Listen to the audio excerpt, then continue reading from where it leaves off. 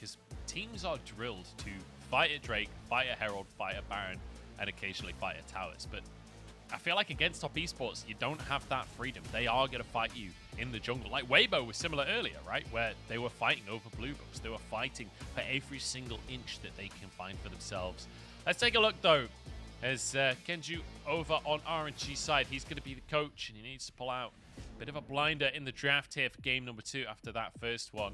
It's a Poppy ban, it's a Silas ban, and we'll see what the third ban will end up being as well. But Lissandra taken away from Xiaohu, the Zeri, a standard ban on that red side. Yeah, and this is the thing. There's a lot of picks that you want to target ban away from RNG. Like Nautilus, Lissandra, the 2 targeted. But now that top esports are on red side, they don't have as much freedom, right? The Zeri ban is mandatory. RNG banned away Wukong. I'm not sure, like if they leave Wukong open, RNG can get it, but then they can ban it and then they don't ban Nautilus. It feels like RNG is setting up for potential like a Lee Sin early pick with Poppy and Viego banned, or even just a Wukong. Like if top esports ban Wukong, RNG probably just take Lee. If they don't ban Wukong, you know, it can go to a different direction, but RNG get first choice on that. And I feel like that's why blue side was seen as strong at MSI. It has a lot of flexibility when the red side are forced to ban so many powerful champions. They go for that Wukong, and it makes me think maybe RNG just prior that early Lee Sin here. Yeah, early Lee Sin could be good for Wei. Certainly a pick that he has shone on in the past with those 2 priority junglers taken away.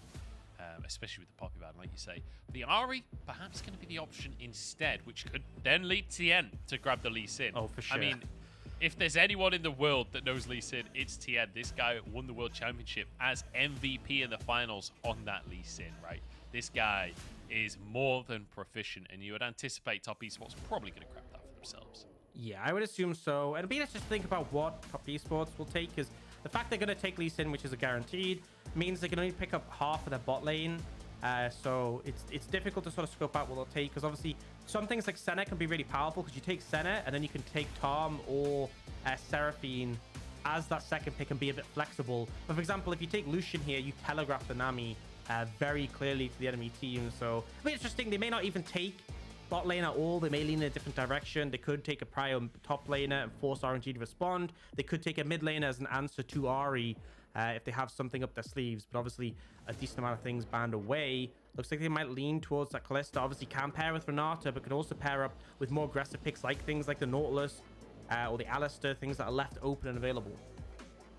Yeah, it makes it difficult to pick something like the Nami Lucian for Gala and Ming when the Renata is available still. So I'm curious what the response will be for RNG. Yeah. Whether they go for that bottom lane or whether they go for a jungler themselves. I don't anticipate the Rammus will be locked in, but certainly a jungler. Yeah, I feel like what could have been a really good pickup here would be like a Aphelios Renata. Like Aphelios isn't banned here, where it was last draft.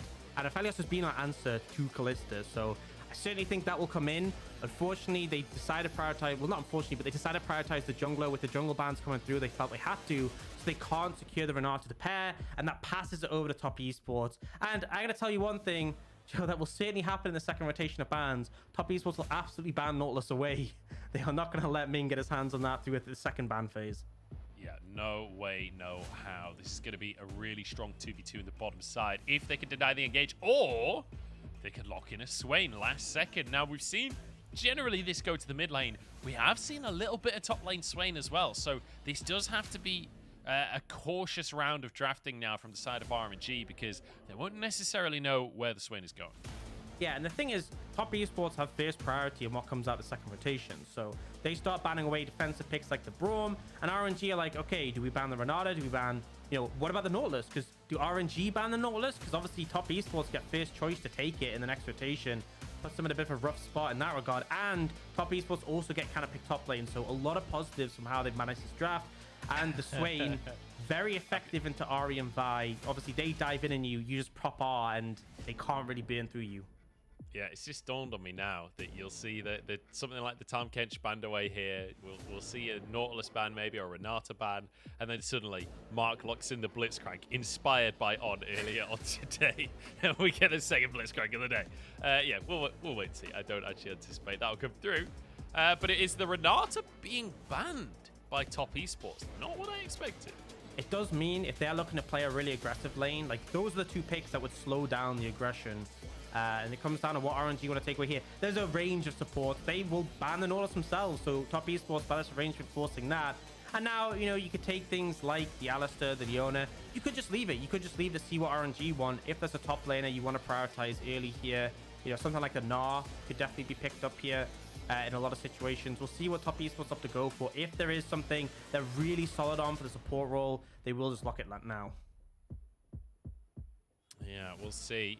Or Gwen is open.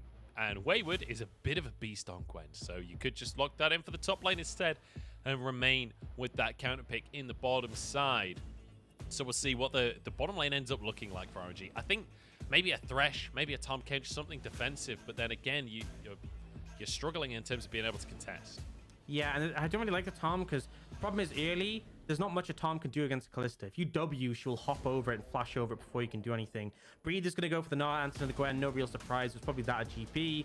And now for the support pick for Ming here. They have a lot of engage already with the Vi, with the Ari.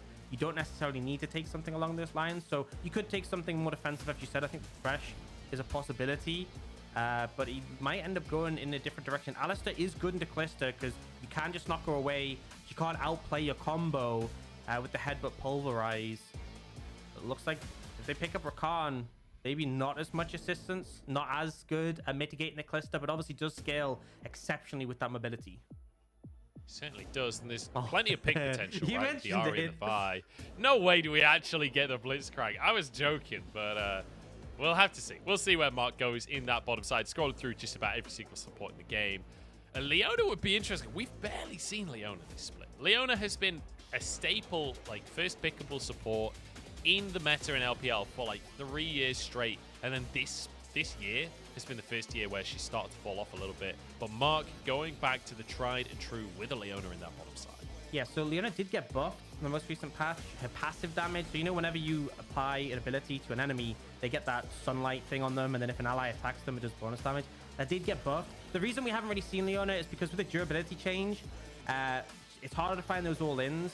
And champions like Nautilus, who are actually sometimes squishy, were kind of fine with it. But Leona was already, like, super tanky. Making her tankier didn't really do her that many favors compared to squishy targets she's trying to kill being tankier. But we now have the setup for the bot lane.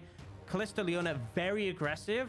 And it can be very tentative, right? If you get an all-in onto the Aphelios, all Rakan can do is go for a W.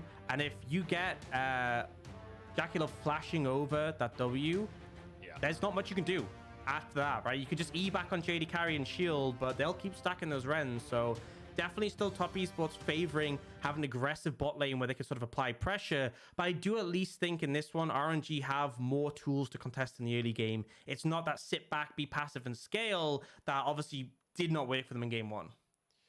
Yeah, well, I mean, we'll have to see how aggressive they're going to be, but I anticipate extremely aggressive.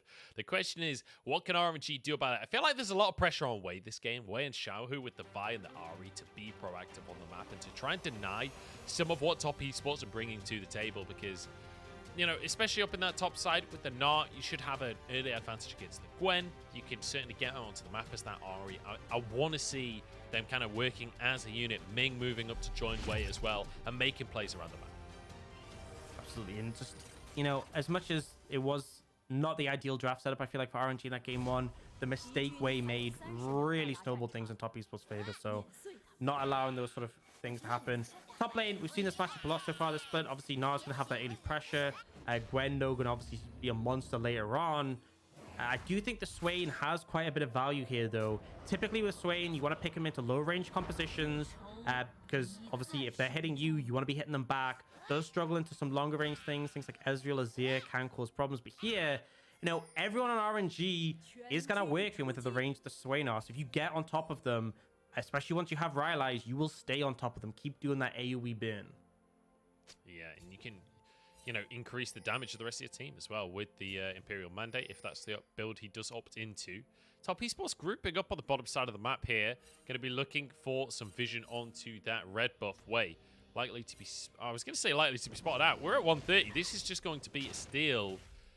Wayward being very cheeky to start this game off. He's just going away. He knows that he doesn't have any team nearby him, so just big damage out from Wayward. He may have stepped too far, though. That's a reset on the blue buff. Breathe trying to move over, and they think that he's left. He's got a blast cone. He's got vision. Okay, he will leave. He will go to that top lane instead, but my goodness, that is a tough start for Wei. And look at TN in the meantime. He's took the red buff. He's taken the chickens. Wei is just not having a good game. Yeah, and because Breathe had to come down to help out his jungler, Breathe also missed minions in the top lane, so it's not like there's any advantage given. The Shy was actually someone who really started off doing this on Gwen. Your level 1's so strong, just walking in the enemy jungle if they start on the blue side, and just making their life painful. Now look how low Wei is already.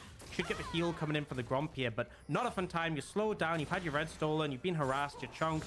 Really limits what he can do in this game. And just Wayward, you know, Gwen did have that time at the meta, but she's come back in quite firmly with MSI, and Wayward's showing that he still knows like the little tricks you can do to really set the enemy team behind.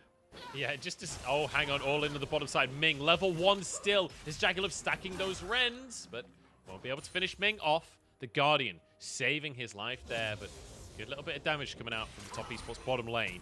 I just want to point out as well that Tien took the red buff, took most of the chickens, even left one little chicken alive, and Wei is actually having to reset after his wolves. This is a nightmare position as Tien has reset as well. Will now go towards his bottom side. It's just fantastic play, you know. The fact that they have all this orchestrated, the fact that Wayward does that, Tian's in a fantastic position to punish, and now Way's going to come on this side of the map. He's going to have to clear his Raptors just to get the timer on them, to get them to reset, but he won't get anything from it. His Krugs are available, but it looks like he's beelining over to the Scuttle Crab. That's gone, right? And now Tian has his bot side jungle to do. There's top Scuttle if he wants to go for it. Wei might just head straight over towards the top side Scuttle, but it looks like he might actually try and contest this. This seems so risky. This is a weird play coming out from Wei. Drops a ward and will back away in the end. So, curious one. As Tian gets his red buff, now gets his blue buff, sorry, now onto his Gromp, and can path back up towards the top side where the Scuttle Crab is waiting as well. Mark steps forward aggressively, but slightly wide on the Zenith Blade onto Gala. Yeah, and bear in mind, Gala does have cleanse, which makes these engages a bit trickier, but Mark has gone for the Glacial Augment, so even if you do cleanse, you're still trapped in that slow field. Still, at least some of the effect of the CC is applied. And yeah, I mean, Wei's now path down towards his Krugs, but look at the CS difference in the jungle. I know. Janice has cleared his bot side. He can head over that top side Scuttle if he wants.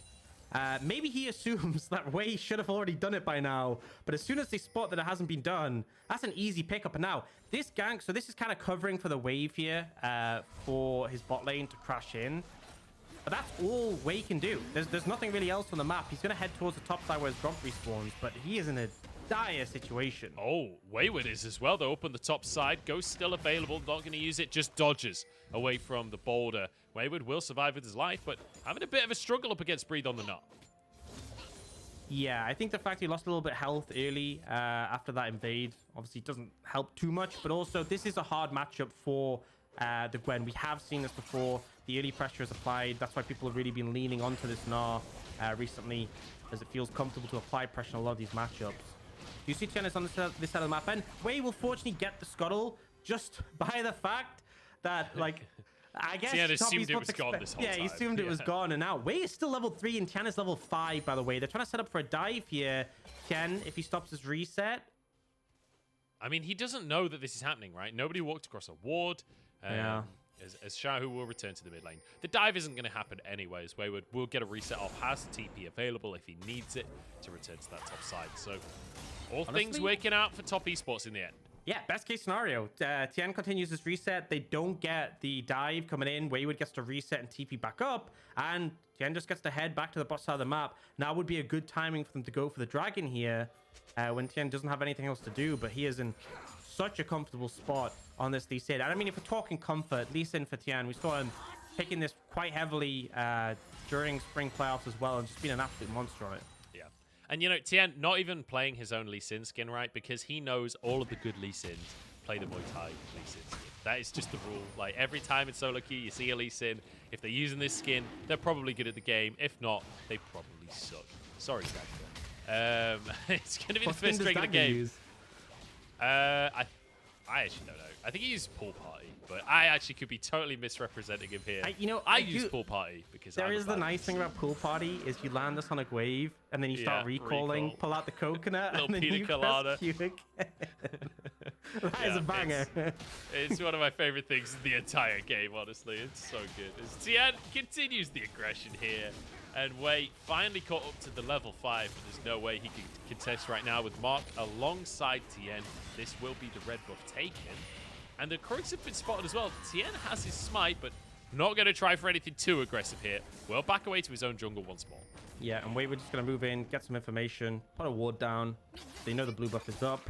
We'll see if they opt to act on that and engage in it. Bear in mind, Tien, as much as they're equal in levels, Tien is 1 camp away from 6. Getting access to that Dragon's Rage will be a pretty significant boost. Now, I think maybe RNG solo laner spotted the fact that Gwen went missing, just wanted to check the blue buff was still up and available. And you see the on the way ping from Wei coming out, so he's just going to head over. And this is what's going to happen, right? Your laners really have to bail you out of this one. Wei is in a rough spot. Cannot have him wasting time, losing his blue buff. Wei would potentially could have started up and maybe try to solo it. That would have been diabolical for RNG. So the laners at least trying to give him some assistance, but for now I think Scuttle might be the contention point. Yeah, Tien could have gone for his wolves there, but knows that Scuttle Crab is up. Use the chickens as like a Spider-Man tool to queue on over the wall so he could be here to contest the Scuttle Crab. Luckily for Wei, he had Xiaohu alongside him to make sure that he could contest this one. Breathe behind enemy lines. Tien flashes over the wall and aggressed upon immediately. Look at the rest of the team jumping on, but Tien smites the crab to keep himself alive, but the rest of the team is here. Wei would now need to work across the team. Mark has arrived. Gala on the scene as well. Big damage onto Mark, and it's RNG winning the early game. It's RNG making proactive plays, bailing their jungler out and winning the fight. After such a rough start, that is what you need to get back into the game. The whole team is there. Breathe with a fantastic move over with Mega ready. Just puts Top Esports in an uncomfortable position. And the fact that Gala was ready to move as well. Yes, he does lose out a bit bot lane, but Wei is back in the game and he gets a Herald too. This timing for Breathe to come in here. Clearly, Top Esports just aren't expecting this at all. They're ready to fight. And then you see Tien go over the wall to disengage. And he's like, oh no, I don't want to be here. The kick away on Breathe buys him time. But then watch, Knight's ult is timing out. No one's near him. He's kind of just wasting a bit of time. Doesn't opt to flash over the wall. And that's when Gala turns up and they're like, okay, well, I guess we just lose. Really nicely done by RNG, and great to see this kind of team play coming out from RNG as well, right? Because if there's one thing we know RNG for, it's when they group up, they are almost indomitable, and you see that there. You see that they know they're in a dire position. They know that they're 1-0 down in this series. They can't afford to let Wei keep falling behind like this, so the team groups up to play around this Herald, and they are rewarded with that Herald as well. So getting a couple of kills off the back of it, but also now having the Herald in the pocket away should be an opportunity for him to close the gold gap. And honestly, the CS is not that dissimilar anymore. Got a couple of assists. I won't be surprised if he's actually up in gold. Yeah, I mean, he's actually up in levels now, 7-6 in favor of Wei, so in a fantastic spot. And now has the ultimate available again. We also have Xiaohu with his ultimate coming up soon. And this combo is just so strong. This is something we saw EDG do. And I remember JJ was having a bit of a rough game, but he would just ult. It was the enemy Ezreal who'd ult them, and every single time he pressed R, Scout was there with the charm ready to follow up. I feel like that's why this combo is so strong. That's what we expect to see. If someone oversteps, and I mean, I say oversteps, if someone was on the same screen as Wei and he wants them dead, he will ult them and Xiaohu will just follow up and be there. And it's so hard to survive against that combo. You have champions like Kalista who typically, hard to pin down, have a lot of kiting. You can't kite a Vi. No, you cannot, and especially with a Rakan alongside that Vi as well. The follow-up is insane. As Ming dashes to safety there, the Zenith Blade would have been a bit of a nightmare for him, but he'll survive for the time being. And now it's just the wave going to be pushed in the bottom side. As RNG really want to contest for this second Drake, Tien is here, and it will be the Scuttle Crab taken by Tien. Control bought by the side of Top Esports, but it's still 40 seconds until this Drake comes up. Yeah, there's still Herald in pocket of RNG, so they can try and use the Herald for some pressure in the mid lane to force Top Esports away from the river, or they can try and make a play here on the bot side. They do have the quickness, they do have the ultimate from the Vine. Xiaohu's ready. Xiaohu certainly is ready for this one. As Orcs, my feed is actually frozen. You can take over. Yeah, mine has as well. Guess we'll see. It's one of those. It's one of those. Okay, at least we're in unison. Yeah, expectation. Hard to say what's happened. RNG looking to make a play. Okay, I'm back on. I'm back on. It's yeah. 11:40 in the game, and we've got Drake started off by top esports. Nobody going down, and it will just be vision control. Wade tries to get into the pit in the last second there, but denied entry. TN dodging the charm. Moving over to his team. There's a knock-up onto Mark. Maybe a pick here for RNG. A silver light. Oh, no, the Fate's call at the last possible second. And now knock-ups onto the team. Mark goes down to the end. TN low on HP, but Way falls alongside him. Double kill for Way, but Knight stacking up onto 3. Look at the ulti damage coming on through from Knight as he churns through the health bars. Ming trying to escape, but pulled back in with another move. Double kill for Knight, and Gala chased to the ends of the earth. Top esports get the dragon and they answer back in the fight. It looked good for RNG at first, but you're chasing into a Swain. This is why the Swain pick is so good here. You have so many champions wanting to dive in. The Ari, the Vi, the Rakan. And it just means Knight is absolutely vibing when it comes to that fight, able to do so much consistent damage. You could see the moment that RNG realized they'd messed up and Knight and Jaculov could start to aggress forwards. Yeah, so... Also, oh no, the Herald as well. Kind of forgotten about while all of that was going on. It's just going to be slammed in the top lane. Long old walk of shame for that Herald there. It's a minute until the plates go down. I think this should still be able to hit the tower. Whether or not RNG can actually finish this tower, though, will be a different question. Mark is up here. TN moving over. Knight moving over as well. Top esports with a 4-man defense of the top lane tower here. Yeah, very clearly signaled where it's going. So now trying to defend this one. And they'll keep the tower alive. Still very low, but, you know, you'll take that as top esports. The fact that you managed to do that. And ultimately, RNG clearly not expecting to lose out on that fight. If they'd won that fight, if they'd cleaned up, could have thrown the Herald down bot lane and potentially taken the whole tower there. As you said, very much felt like last second throwaway Herald where, oh, we don't have time to make this effective. Yeah, I mean, at least they got the plates, considering it was, as you say, a throwaway Herald. Will just be a couple of plates taken on the bottom side as well. So RNG ultimately, even though the Herald wasn't ideal, winning that macro play. Let's take a look at the fight again, though, because that was a messy one. Yeah, so heavily committed on the Mark, and it's a last-second save from Jaculov here. And then they obviously start to chase further. Mark goes in to the fight, which is a bit questionable, but Knight is just unfocused here. Starts getting all the healing. At this point, Jaculov's right. I can go aggressive. I can charge forwards. And RNG have no damage left. Xiao has barely any mana, no charges on his ult. Gala's the only one really able to do DPS, and there's no way he's cutting through a Swain at this point of the game. Yeah, I will say, Knight still had no AP. It was like a Kindle Gem and Merc Treads, I think he had. So you could see really not doing that much damage onto the 3, but also not killable either. So targeting the lowest health target and just finishing one off. TN in the mid lane now. Xiao, who has Spirit Rush, but he's never moved. Has to turn golden. Kick available for TN, but they choose not to go too aggressive for it in the end. There's the Spirit Rush used. And saving the Dragon's Rage when the Ari still has ult.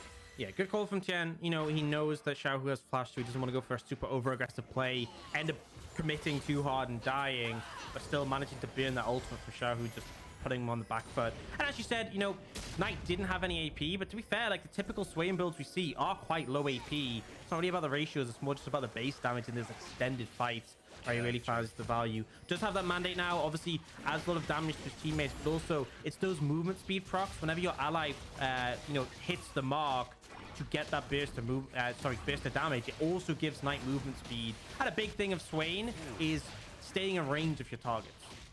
Yeah, one thing I just noticed there, on the minimap, Xiaohu was recalling no TP available. I'm pretty sure it was spotted out on a ward from the side of top esports, so I'm pretty sure Knight hit him with the W. You know, the super long range Swain ability, cancels the recall, and then obviously the sweeper comes through RNG for the ward, but it means there's no congestion on this Herald. Really nice stuff from the side of top esports.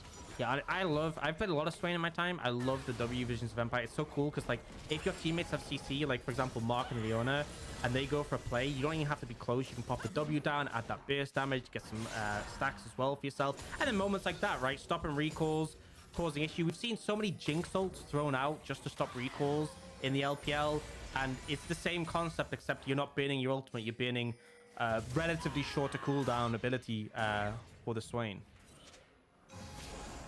Yeah, really good stuff. And top esports utilizing that effectively. 4-2.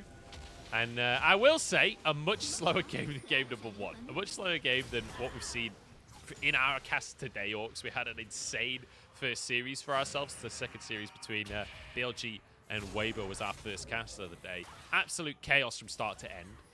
Game number 1 of this one, Top Esports, just nothing but acceleration the entire time. And now with the third Drake spawning in game number 2, we'll see if RNG can maintain their hold on this game. Still 2,000 gold up. Will be able to grab that Drake for themselves as they move towards this mid lane to try and contest the Herald here. Ming using the quickness, but won't really find an engage. The Herald gets its charge. Xiaohu looking for a flank. RNG will be able to deny any further pushing. TN needs someone to jump to, and he's okay. Oh, Knight. Knight actually using a cleanse here, uses ulti. He's tanky, but is he tanky enough? That's a lot of sustain coming on through, but will finally fall. RNG find the numbers advantage, find the fight that they want. Wayward, though, is on this Gwen, and he's finding his targets. Big damage coming out. Gala forced to flash away, and Top Esports somehow actually go 2 for 1 in this fight. Now Xiaohu taken down. Jagular going underneath the tower even further. He's an absolute madman. He's chaos incarnate, and Top Esports somehow find more. The stopwatch so big for Knight. Not only did it buy him some time, but he got some healing in. And yes, first to go down, did get massive value from the Swain, but RNG had to commit so much to take him down, and it was prime opportunity for the team to follow up. Big health bar to burn through here, so a lot of burst damage. Pops the ultimate critically before he stopwatches, and then you can see it healing him up. Again, it's not that much health, but it means more has to be committed to find the kill, as Top Esports are in prime position to clean up with the Gwen right there and ready. And Jaculov just stacking the Rens that entire time, takes down the support in the jungle, and then Xiaohu thinks he's safe, but you're never safe from Jaculov. Jaculov will always find you.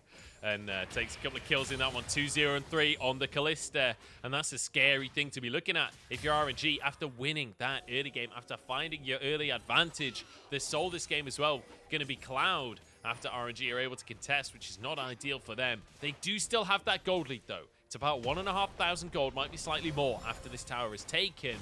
They've got their work cut out in this mid game. And I will say, you do not want Top Esports to get Cloud Soul. I talked about the Swain movement speed being huge. You want to stay in range of people. Gwen as well takes Ghost, because the whole thing is like if Gwen is on top of you, she's a menace to deal with. Like, you give them a Cloud Soul and it will become problematic, and they will just stay on top of you, and it'll be so much harder to get them off. Now, Wayward is caught out. Yeah, pick onto Wayward here. Does use the Hallowed Mist as everyone ulting forwards, and they will find the pick. There's an opportunity for RNG as Xiaohu goes to the bottom lane to push. What else can RNG get on the map? Looks like Top Esports might take this time just to get the mid tower, as RNG obviously moved away from defending it. Xiaohu's going to be able to crash this wave in, but Top Esports actually should benefit in terms of objectives, though they obviously do lose that kill. Yeah, Top Esports dangerously hanging around the Baron. 8 seconds till that comes up. I've cast Top Esports enough to know where this is going. Yeah, I don't think they can go for it. We'll just be Knight moving up to the top lane to try and finish that tier 1 in the top side. Taking another look at this pick is Wayward. Spotted out by Xiaohu. Yeah, and then does manage to use the Hallowed Mist to go immune, so Way's ult gets cancelled. But unfortunately, like I said, you're against Ari and Ricard. There's a lot of follow-up. A lot of mobility on this lineup of RNG to get on top of someone. Now, Ming will find Tian, but Tian should be safe. The question is Knight? That is a big question. The TP cancelled. Breathe slams him against the wall, and Knight will be disarmed. Now to the bottom side as Top Esports rush to find something to answer for the mid laner's death. Yeah, looks like it might just be crushing waves. That bot lane tower, is low, so maybe Wayward can deal with that. But concern has to be, are RNG in a position to Baron? Don't think so. You see Gala in mid. I think Top Esports just need to try and defend their mid tier 1. Dragon in a minute, likely going to be the next fight around that, but RNG should be able to take this tower first. Tien and Wei sparring a little bit in the jungle as RNG do manage to brute force this mid-tier 1 down. And we're just trading towers back and forth around the map right now as both teams starting to build themselves significant piles of gold. As this will be Breathe finishing off the tier 2.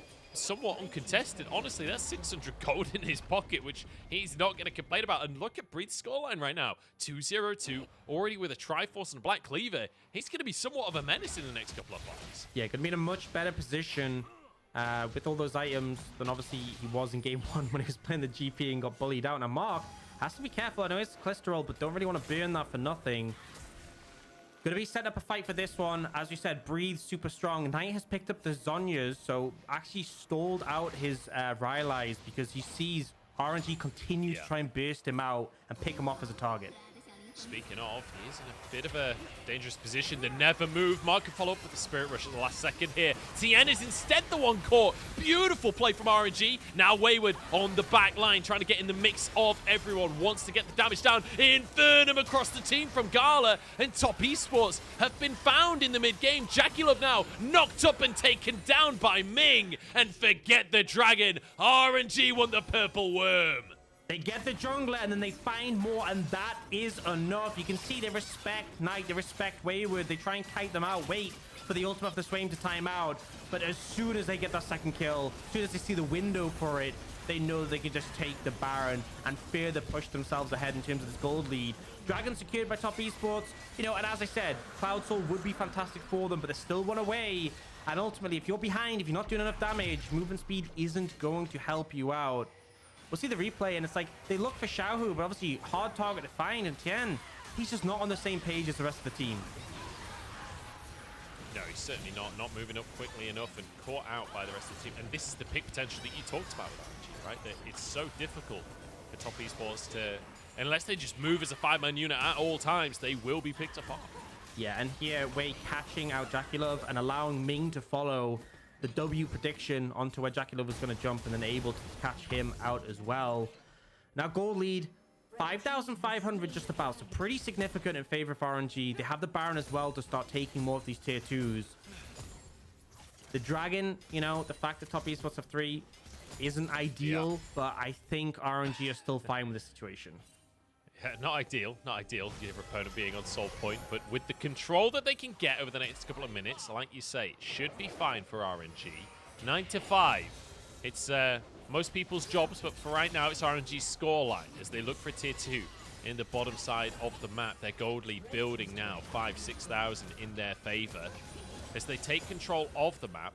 And we need to see clean gameplay. But this is RNG's comfort zone. This is what we know them for. This is the team that have the best mid-game in the entire world. Or at least they did at MSI. Ming going for a face check here. Tien realizes that is not a fight that he can take. Ming has backup there. Yeah, and the ability to recall makes it difficult. Tian's fishing for something here. Not quite sure what he thinks he's going to find. And you have to be so cautious. If Wei presses R, you know, it does not take much for Xiaohu to be there. No, it really does not. It's the Top Esports. I'm not sure they're strong enough to actually fight right now. Mark a target. Will walk away with his life. The Eclipse really saving him on that one. As the rest of RNG just group up to take the tier 2 tower. The question to me is not can they take tier 2s. They've got 50 seconds left of this Baron. Can they start to threaten inhibs is the question.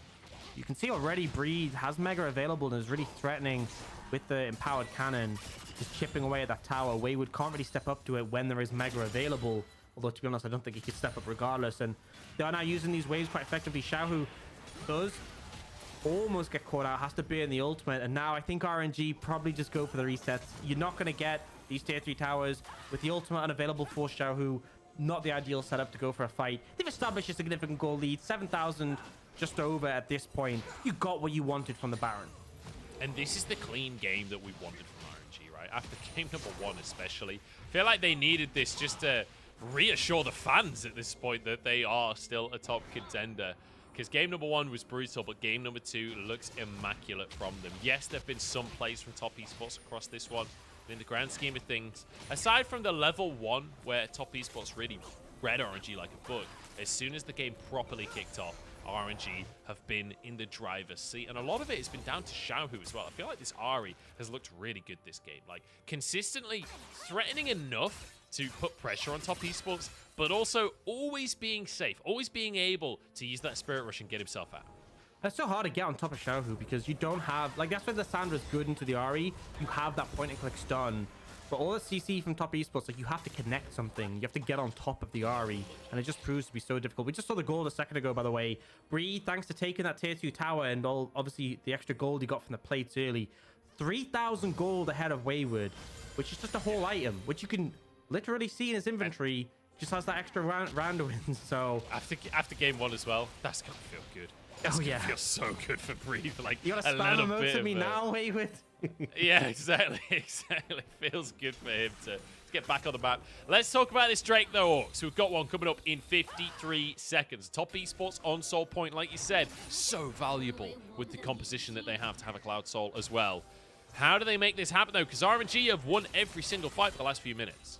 Yeah, I think ultimately you can't have someone get picked off like Tian has before. You need your whole team to be surviving for the extended fight. And ultimately, I think Gala kind of has to die. Gala has so much sustained DPS. He can shred through with red-white, through the Swain, through multiple members, through the Gwen even. So ideally, Gala dies, and you don't have someone picked off on your own side. The move going slightly wide there, Tien. Oh, I thought he was picked off again, but Blast Cone's out to safety. Knight kind of left out, but has the Cloud Rift to rejoin his team with that movement speed. Tien moving down to try and push that wave out. Oh, it's Wade that's caught out instead. Never Move is going to be stopped by the stopwatch. That was a crucial stopwatch as Ming finds the quickness, gets onto the perfect target. Wayward down, and now the rest of Top Esports into the blender. They just can't fight this one. Knight in the middle of everyone, and sure, he's got his Zhonya's, but it's not really going to do much, is it? RNG find yet another play at Top Esports. They just can't seem to work as a team. They just can't find it. Chance split off from the rest. They try and pick up Way. Don't respect the stopwatch. So much burn, right? The combo comes out from Mark. The ult on top does nothing. And then RNG is so ready to engage. And I think this is the difference. When RNG has tools to say, we are going now, we are killing this person, they look like a completely different team. Certainly do. And RNG just straight away going to end this one out. No messing about. No trying to get kills on the fan. I say that. They are actually going to go. What a kick! What a kick from Tien. It doesn't matter, but that was a 5-man kick from Tien just there. Beautiful stuff. The Nexus will fall, and RNG do what RNG do best and make sure this series goes to 3. Nowhere near as explosive as like game 1, but RNG still managed to close it out quite convincingly. When it came to the team fights, when it came to the execution, you see, I think that's something that's so fantastic about RNG is the target selection. And when they have tools, point and click tools like Vi, like the Lissandra, which has been so good for Xiaohu.